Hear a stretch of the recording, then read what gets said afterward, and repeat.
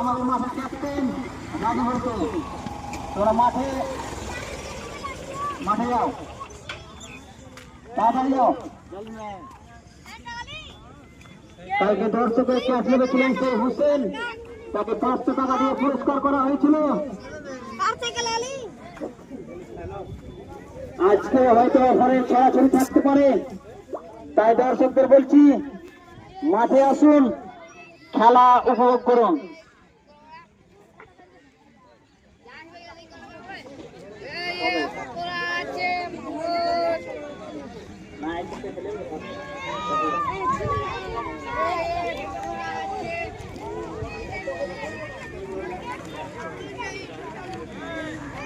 আমাদের ক্লাবের প্রেসিডেন্ট শহীদুল সুলেমান যদি মাঠে এসে থাকেন তাহলে মাঠে যাবেন।